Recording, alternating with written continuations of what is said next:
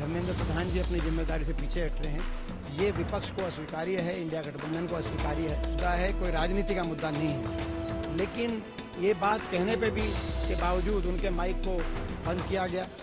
देश संविधान से चलता है और संविधान भी इन्हीं चार दीवारों में संविधान की रचना हुई थी और इसीलिए जय संविधान बोलने पे तो सबको खुशी होनी चाहिए। मेरा भावनात्मक लगाव भी है देश के संविधान से, क्योंकि संविधान सभा में मेरे स्वर्गीय दादाजी चौधरी रणबीर सिंह जी एक सदस्य थे और संविधान की मूल प्रति पे बाबा साहब के साथ के नेतृत्व में बने संविधान में उनके भी हस्ताक्षर अंकित हैं। ऐसे में मैं समझता हूं कि जय संविधान बोलना मेरे लिए और हर देशवासी के लिए बड़ी खुशी की बात है। जहां तक चेयर की बात है, इस महान सदन की चेयर का मैं बहुत सम्मान करता हूं और हमेशा किया है और ये चेयर का भी दायित्व बनता है कि सभी सदस्यों का सम्मान बरकरार रखे। इसी में सदन की गरिमा है। मेरा आचरण पिछले 20 वर्ष से देश के सामने है। 20 वर्ष से इस संसद में एक भी शब्द मेरा कभी किसी कार्रवाई से बाहर नहीं निकला। एक भी शब्द असंसदीय शब्द का मैंने प्रयोग नहीं किया। सबका मैंने मान सम्मान रखा है और मेरा रिकॉर्ड सभी के सामने है। मैं यही कहना चाहता हूँ।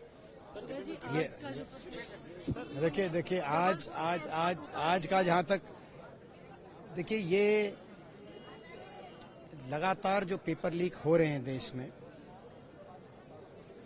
नौजवान के भविष्य के साथ खिलवाड़ हो रहा है और सबसे ज्यादा पेपर लीक के अगर कहीं केस सामने आए तो हरियाणा के अंदर हमने पिछले कुछ वर्षों में देखा है कि लगभग हर सरकारी भर्ती पेपर लीक का शिकार हुई।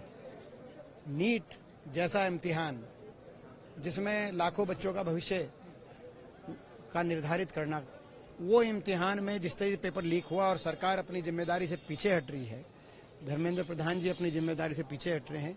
ये विपक्ष को अस्वीकार्य है, इंडिया गठबंधन को अस्वीकार्य है और इसी को लेकर हम एक चर्चा लेके आए थे और जो राहुल जी ने जो बात कही कि सब मिलकर इस पर एक दृष्टिकोण रखें, क्योंकि राष्ट्रीय हित का मुद्दा है, कोई राजनीति का मुद्दा नहीं है।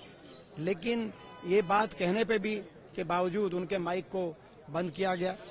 जब नेता विपक्ष के माइक को बंद किया जाएगा इतने अति महत्वपूर्ण विषय को, जिस रूप से वो राजनीति से भी ऊपर उठ के उठा रहे थे, तो मैं समझता हूं कि स्वाभाविक है कि विपक्ष में के सांसदों में इस बात पर रोष पनपा और हमने मांग करी कि इस पर डिस्कशन हो। आज भी हम सरकार से मांग करते हैं तुरंत इस पर डिस्कशन कराया जाए। हाउस अर्जन हो गया, सोमवार तक का हाउस अर्जन हो गया। एक विपक्ष की